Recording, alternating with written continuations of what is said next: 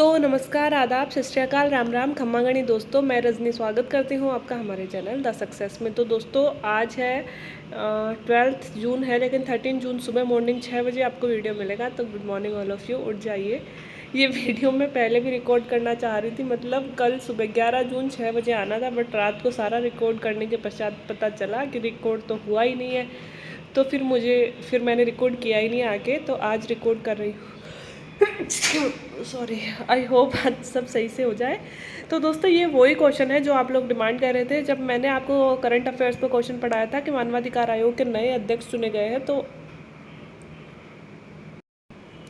तो मैंने आपसे बोला था कि मानवाधिकार आयोग पे एक पूरा क्वेश्चन अपन कवर कर लेंगे।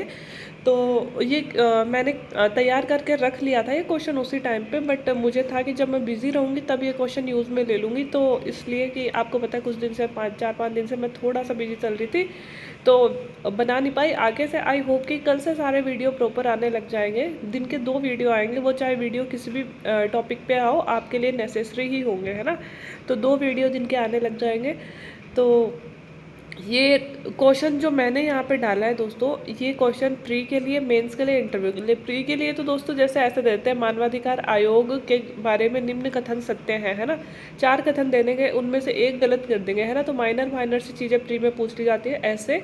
और मेंस में अगर पूछते हैं तो मानवाधिकार आयोग का संगठन बताते हुए उसके कार्य बताइए, एक ये पूछ लेंगे। दूसरा, कार्य बताते हुए उसमें कमियाँ बताइए, ठीक है। या ये पूछ लेंगे कि मानवाधिकार आयोग में पाई जाने वाली कमियों के संशोधन के लिए कुछ सुझाव दीजिए। कि और इस क्वेश्चन में मैंने सारा ले लिया, है ना। तो ये तो बहुत बड़ा क्वेश्चन हो जाएगा, बट इतना बड़ा मेंस में नहीं आएगा, क्योंकि मेंस में हमारे पास लिमिट कितनी है, हाईएस्ट 100 शब्दों की, है ना। तो 100 शब्दों में इतना सब कुछ नहीं लिखा जा सकता, बट मैंने ये इसलिए लिया है कि आपका हर एक फैक्टर तीनों चीज़ों के लिए, तीनों चरणों के लिए पूरा हो जाए, इसलिए मैंने ये लिया है। तो कि आई होप कि आपको अच्छा लगेगा। तो शुरू करते हैं बिना देरी किए आज का ये जो आंसर राइटिंग है, ये वाला। देखिए, मानवाधिकार संरक्षण अधिनियम 1993 के प्रावधानों के तहत 12 अक्टूबर 1993 को इसकी स्थापना की गई। तो मानवाधिकार संरक्षण अधिनियम बनाया गया सबसे पहले 1993 वाला, और उसके तहत इस आयोग की स्थापना की गई। कब की गई? 12 अक्टूबर 1993 को। डेट याद रखिएगा दोस्तों, क्योंकि प्री में जब कोटेशन देते हैं तो उसमें ऐसी ही डेट देते हैं, 12 की जगह 10 अक्टूबर कर देंगे, जो गलत हो जाएगा, है ना। तो 12 अक्टूबर 1993 को मानवाधिकार संरक्षण अधिनियम 1993 के तहत इसकी स्थापना की गई। मानवाधिकार यूएन के अनुसार वे अधिकार होते हैं। तो ये मैंने जो इंट्रोडक्शन लिखा है, इसमें सबसे पहले मैंने ये बता दिया कि मानवाधिकार आयोग कब स्थापित किया गया। इसके बाद में मैं ये बता रही थोड़ा सा इंट्रोडक्शन में कि मानवाधिकार आखिर होते क्या है ना। तो छोटा सा इंट्रोडक्शन, ये अगर किसी भी तरह का मानवाधिकार का क्वेश्चन आता है तो उसमें ये इंट्रोडक्शन आप यूज़ कर सकते हैं।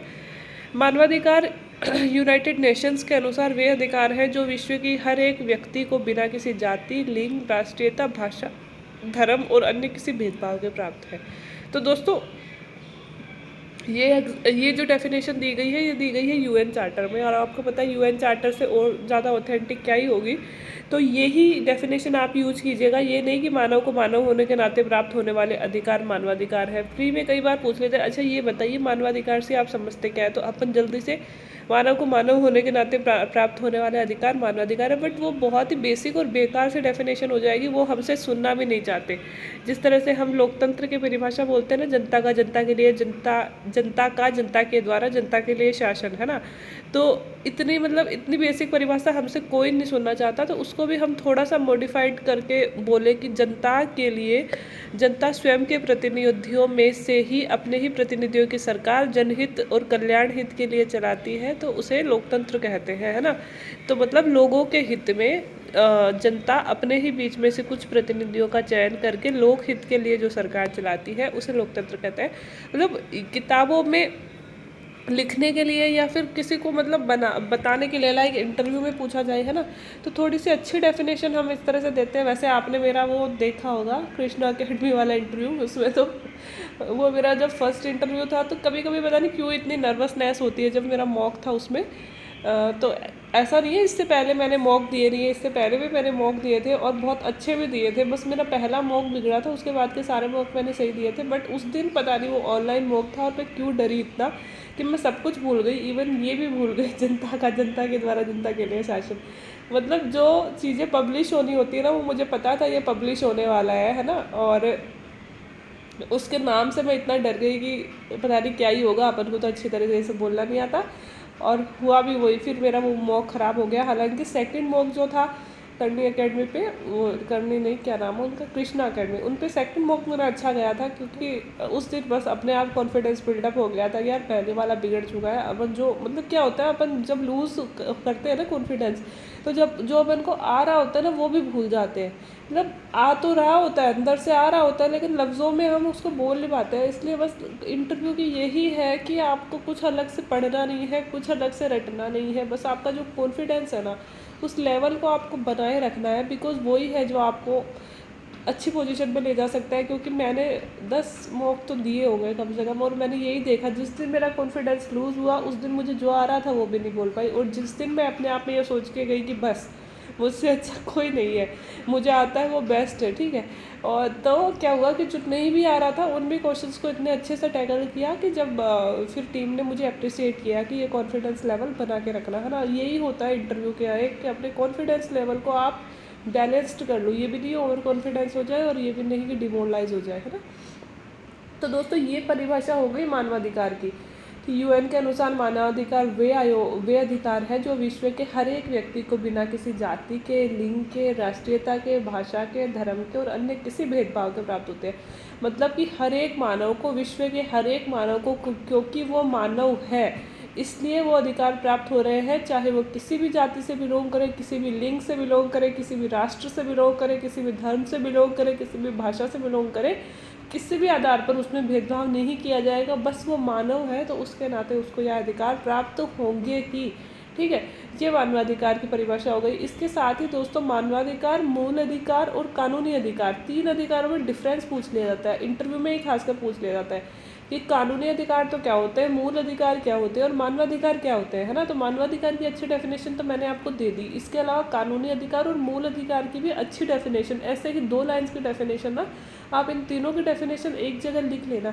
एक्चुअली क्या होता है, पता सबको होता है ना, कि मानवाधिकार क्या है, कानूनी अधिकार क्या है, जिन्हें कानून का संरक्षण प्राप्त होता है, जिसके लिए हम थाने में जाते हैं, पुलिस में जाते हैं, है ना, जिनका हनन होने पे। और मूल अधिकार क्या होता है, जिनका हनन होने पे हम डायरेक्ट कोर्ट में जा सकते हैं, कोर्ट की सहायता ले सकते हैं, जिन्हें संविधान द्वारा संरक्षण प्रदान कर दिया गया। जिन कानूनी अधिकारों को संविधान ने संरक्षण दे दिया और जिनके लिए हम डायरेक्ट कोर्ट में जा सकते हैं, वो मूल अधिकार बन गए।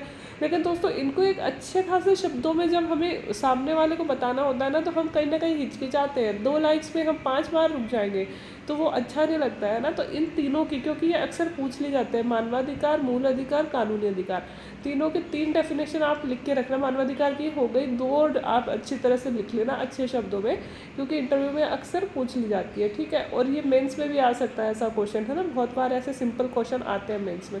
तो ये छोटा सा तो दे दिया दोस्तों हमने इंट्रोडक्शन। उसके बाद में देंगे एनएचआरसी की संरचना, पूछिए ना, संगठन या संरचना। तो एनएचआरसी एक बहुसदस्यीय निकाय है जिसमें 1 अध्यक्ष होते हैं और 7 सदस्य होते हैं। तो कितने अध्यक्ष और कितने सदस्य होते हैं, 1 अध्यक्ष है और 7 सदस्य है एनएचआरसी में, ठीक है। जिस तरह से अपने आरपीएससी में है सेम वैसे ही है। अध्यक्ष और सदस्यों की नियुक्ति राष्ट्रपति द्वारा प्रधानमंत्री की अध्यक्षता वाली कमेटी, जिसमें एक प्रधानमंत्री होता है, विपक्ष का नेता और गृह मंत्री द्वारा नियुक्त की जाती है। तो सदस्यों की नियुक्ति करता तो है राष्ट्रपति, लेकिन किस समिति की सिफारिश पर, एक समिति बनाई जाती है जिसका अध्यक्ष प्रधानमंत्री होता है और प्रधानमंत्री के अलावा विपक्ष का नेता और गृह मंत्री होता है, ठीक है। तो इसकी सिफारिश पर की जाती है। कार्यकाल होता है दोस्तों उनका 3 वर्ष और 70 वर्ष की आयु। पिछली बार जब मैंने वो छोटा वाला क्वेश्चन बताया था आपको करंट अफेयर्स में, तो शायद 5 वर्ष लिख दिया था, कई बार मिस्टेक हो जाती है, तो वैसे आप लोगों ने करेक्ट करवा दिया था उस चीज़ को। तो दोस्तों यहाँ पे 3 वर्ष है और 70 वर्ष की आयु है। 70 वर्ष क्यों होती है ये अपन ने डिस्कस कर ही दिया था, क्यों होती है, क्योंकि क्या करना होता है कि हाई कोर्ट के न्यायाधीशों की जो आयु होती है, हाँ, वो 65 वर्ष पे तो रिटायर होते हैं। तो 65 वर्ष के बाद में ये जो एनएचआरसी के अध्यक्ष होते हैं वो कौन बनते हैं, हाई कोर्ट के रिटायर्ड, सुप्रीम कोर्ट के रिटायर्ड न्यायाधीश। तो सुप्रीम कोर्ट के न्यायाधीश खुद 65 वर्ष पे रिटायर हो रहे हैं, तो उसके बाद में ही बनेंगे ना, इसलिए इसकी आयु 70 वर्ष रख दी गई है, ठीक है। और अगर दोस्तों वैसे तो वो 70 वर्ष की आयु में रिटायर होंगे, और लेकिन उन्हें पहले भी हटाया जा सकता है अगर उन पर दुराचार और असमर्थता का आरोप सिद्ध हो जाए, तो सुप्रीम कोर्ट द्वारा हटाया भी जा सकता है। तो जिस तरह से दुराचार, असमर्थता है ना, कार्य करने की असमर्थता हो या दुराचार का आरोप लगने पर राष्ट्रपति को भी हटाया जा सकता है, न्यायाधीश को भी हटाया जा सकता है, वैसे ही इनको भी हटाया जा सकता है। यहाँ दो बातें हैं। देखिए, एक तो ये जो कमेटी मैंने बताई है ना कि इस कमेटी की सिफारिश पर कर सकता है, इसको आप क्रॉस चेक करोगे, क्योंकि मुझे कहीं ना कहीं ऐसे याद आ रहा है, जैसे मैंने आपको बोला ये क्वेश्चन मैंने 15-20 दिन पहले तैयार किया था, तो मुझे ऐसा लग रहा था कि ये जहाँ से मैंने लिखा था ना गूगल से सर्च करके, ये गलत लग रहा था मुझे, है ना। तो एक बार आप लक्ष्मीकांत जिसके भी पास है ना, आप में से एक कोई भी आप एक क्रॉस चेक कर लेना कि यही कमेटी थी या फिर 5 लोगों की कमेटी होती है ना।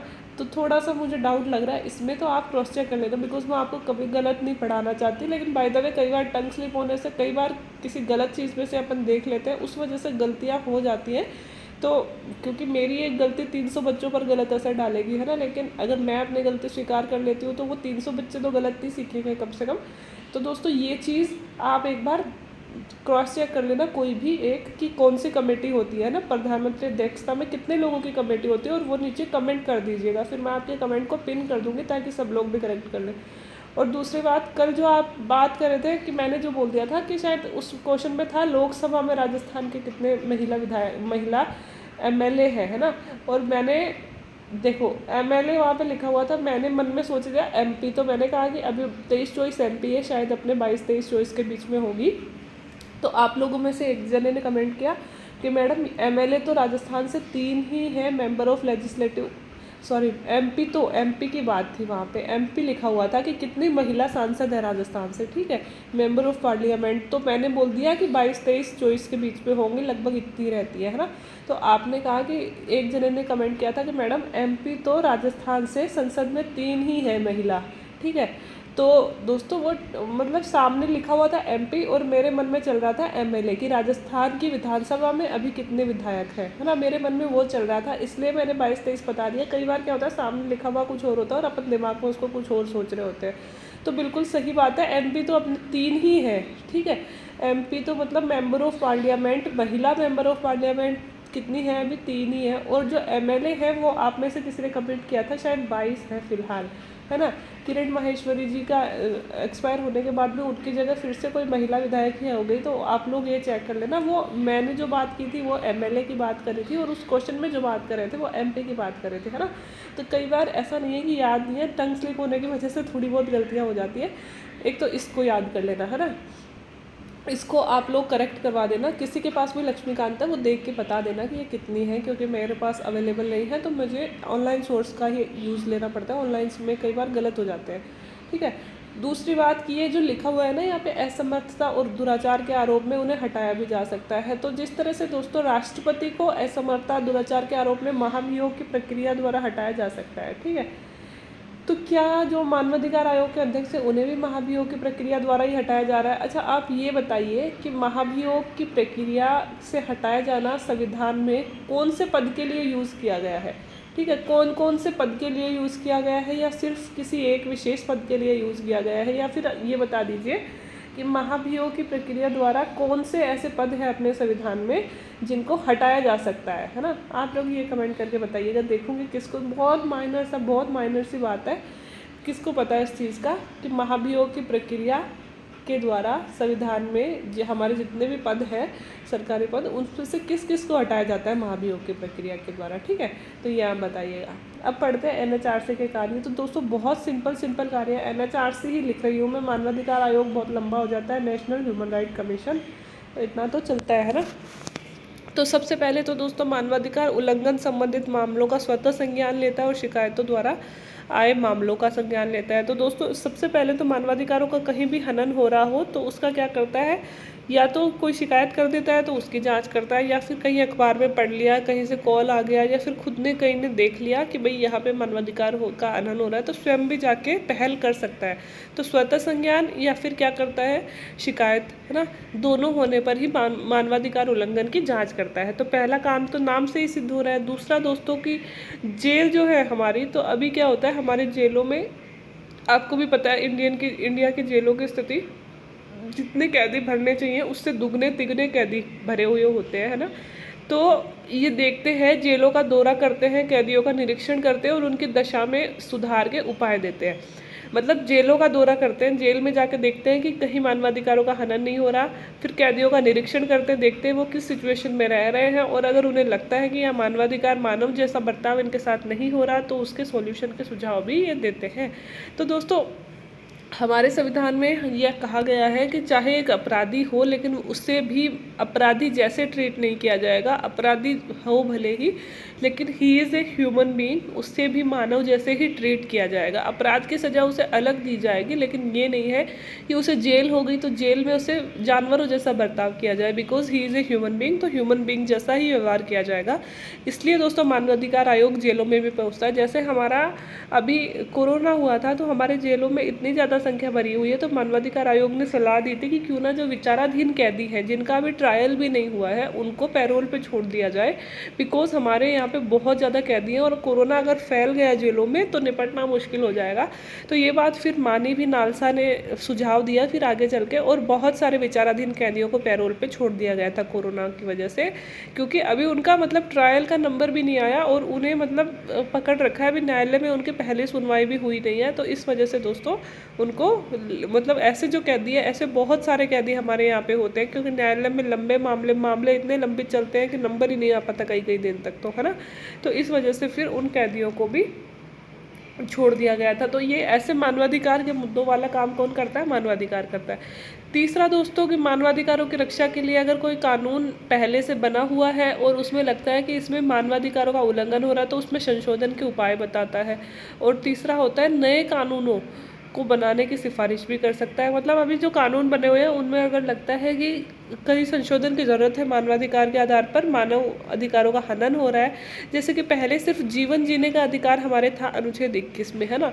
फिर उसमें थोड़ा और ज़्यादा उसको अच्छा किया गया और उसमें मर्यादित, क्या वर्ड यूज़ किया गया था उसमें, मर्यादित नहीं, सम्मानित जीवन, हाँ मतलब ऐसे ही कुछ वर्ड किया गया था, सम्मान पूर्वक जीवन जीने का अधिकार। उस अधिकार को कि भाई जीवन जीने का अधिकार तो है ही, लेकिन गरिमापूर्ण जीवन जीने का अधिकार, है ना, उसमें ये कर दिया गया कि जीवन जीने के अधिकार के साथ ही ये प्रत्येक व्यक्ति को गरिमापूर्ण जीवन जीने का अधिकार है कि बिना किसी मतलब के उसे कोई परेशान नहीं करेगा, है ना।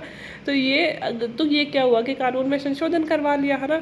तो ऐसे ही अगर कोई कानून में संशोधन की ज़रूरत है तो संशोधन करवा लिया जाता है, और अगर मानवाधिकारों के लिए नया कानून बनाने की ज़रूरत है तो नया कानून भी बनवा लिया जाता है। और मानवाधिकार के क्षेत्र में और कोई अनुसंधान करनी हो, रिसर्च करनी हो, तो वो काम भी ये आयोग ही करता है। दीवानी अदालत की शक्तियाँ भी होती है। दीवानी अदालत के मतलब किसी अपराधी को बुलाना, है ना, और उसका बयान लेना, किसी चीज़ की छानबीन करना, है ना। ये सिंपल से अधिकार दीवानी अदालतों को जैसे होते हैं वो इन्हें भी होते हैं।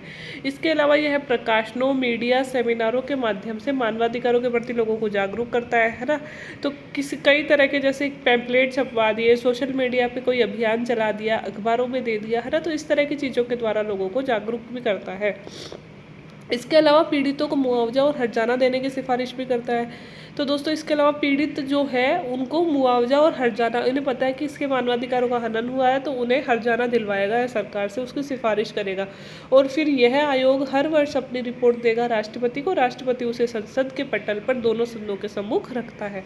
तो देखो कितने सिंपल से कार्य हैं दोस्तों, याद करने की जरूरत ही नहीं है। सबसे पहले तो मानवाधिकारों का उल्लंघन हो रहा हो तो शिकायत आए तो जाँच, स्वतः संज्ञान के आधार पर जाँच। दूसरा जेलों का दौरा, जेलों में कैदियों की दशा का निरीक्षण, सुधार के उपाय। फिर कानूनों का निरीक्षण करता है, कोई कानून नया बनाने की जरूरत तो नया बना दो, पुराने में संशोधन कर दो, ठीक है।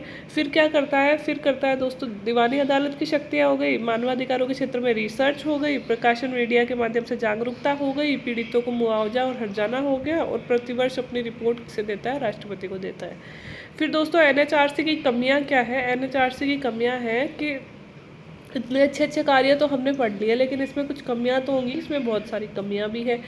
देखो जांच करने हेतु एनएचआरसी के पास में कोई विशेष तंत्र नहीं है, यह संबंधित सरकार के ही जांच करवाता है। तो सबसे बड़ी कमी तो यही हो गई दोस्तों, मानवाधिकारों की जांच कर रहा है। अगर किसी विशेष पार्टी की सरकार है, उसके नेता ने कहीं मानवाधिकारों का हनन किया है, मान लो उसके नेता ने किसी व्यक्ति से, किसी मासूम से बिना किसी रीज़न के मारपीट करी है ना, अब वो पुलिस में जा रहा है, पुलिस उसकी शिकायत सुन नहीं रही है। और ठीक है, तो मानवाधिकार वाले आते हैं और मानवाधिकार वाले कहते हैं कि आपने इनके मानवाधिकारों का उल्लंघन किया है, लेकिन अगर तो फिर ऐसे तो है नहीं कि मानवाधिकारों के कहने पर मान लिया जाएगा, उस मामले की प्रॉपर जांच की जाएगी। अब जांच करने वाली एजेंसी जब उसी सरकार के बंदे की है, जिसकी सरकार है, तो वो अपने ही आदमी के खिलाफ क्या सही जांच कर पाएगी?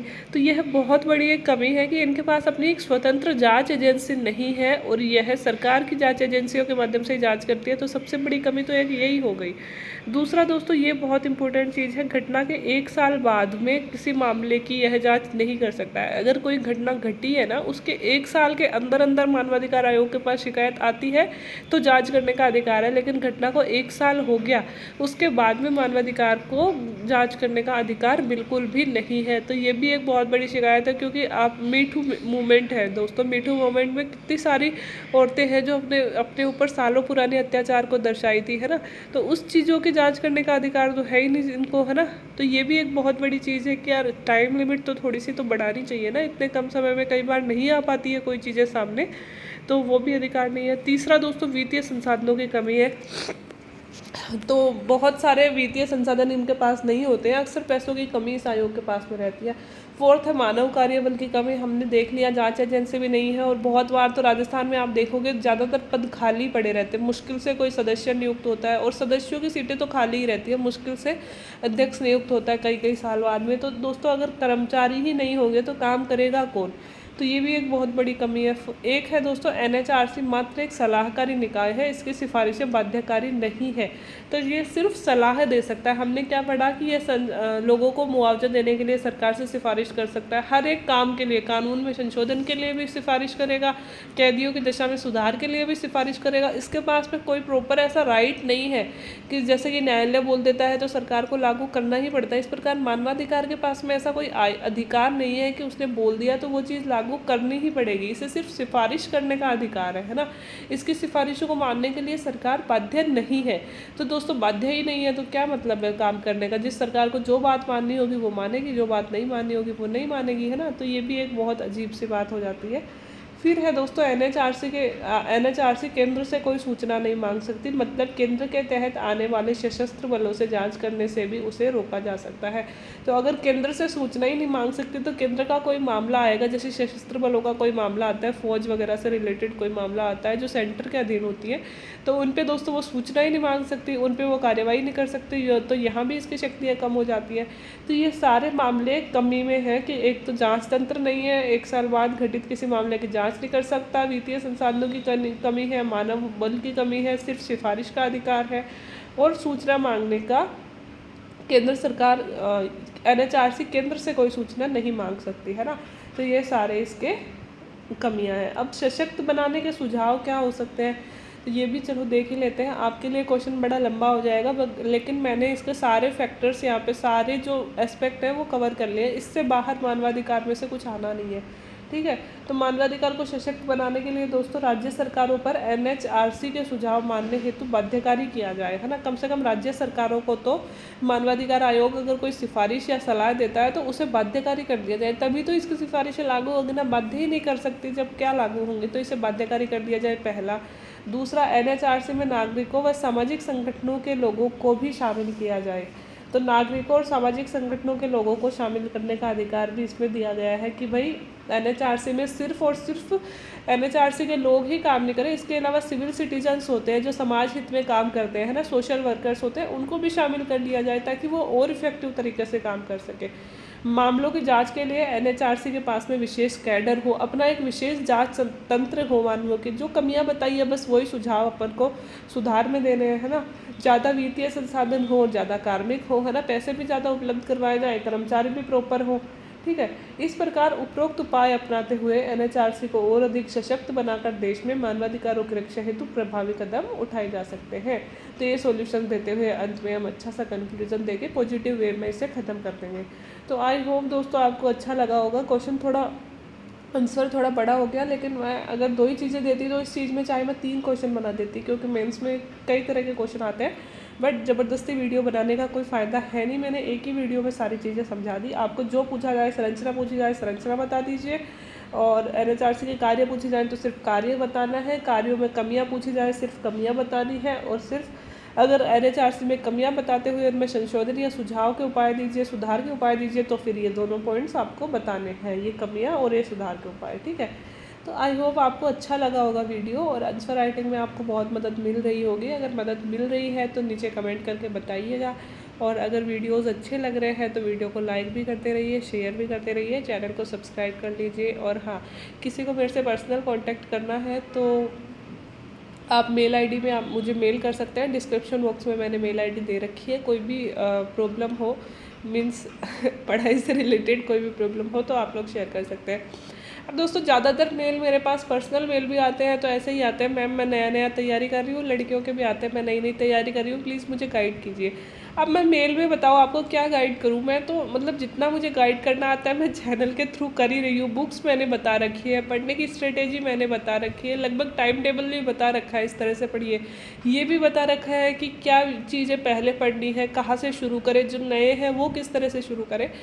आप एक बार ये क्वेश्चन पूछने से पहले ना मेरी प्लेलिस्ट जाके चेक कर लीजिएगा, आपको हर तरह के वीडियो उसमें मिल जाएंगे कि जो नए बच्चे हैं वो तैयारी कैसे शुरू करें, अगर मेंस की कोई तैयारी करना चाह रहे हैं वो कैसे शुरू करें, बुक्स कौन सी पढ़नी चाहिए, है ना। तो ये सारी चीज़ें तो मैंने बता रखी है। अब आप एक मेल लिख देते हो, मैडम तैयारी कैसे करिए, मैं इस फील्ड में नया हूँ तो प्लीज़ सजेस्ट कीजिए, तो दोस्तों उसका मैं क्या ही मेल लिखूँ, मैं ऐसे ही कहती हूँ कि प्लेलिस्ट में जाके चेक कीजिए। तो ऐसे छोटी छोटी बातों के लिए तो मेल ना कीजिए। अगर अलग से मतलब कोई आपको किसी क्वेश्चन में दिक्कत हो रही है या फिर कोई एक टॉपिक में दिक्कत हो रही है तो वो आप मुझे इजीली बता सकते हैं, मैं उस टॉपिक के लिए वीडियो बना दूंगी प्रॉपर और आपको समझा दूंगी। इसके अलावा हाँ, अगर PDF चाहिए आपको डेली के वीडियोस की तो टेलीग्राम चैनल मैंने बना दिया है, उसके ID भी डिस्क्रिप्शन बॉक्स में दे रखी है, लिंक पे जाके क्लिक कीजिए, आप टेलीग्राम चैनल पे पहुंच जाओगे और टेलीग्राम चैनल को सब्सक्राइब कर लीजिए। वहाँ पे मैं डेली की जो भी वीडियो डालती हूँ उसकी PDF आपको उपलब्ध करवा देती हूँ, तो वो आप वहाँ से ले सकते हो। बाकी वीडियो देखने के लिए थैंक यू सो मच।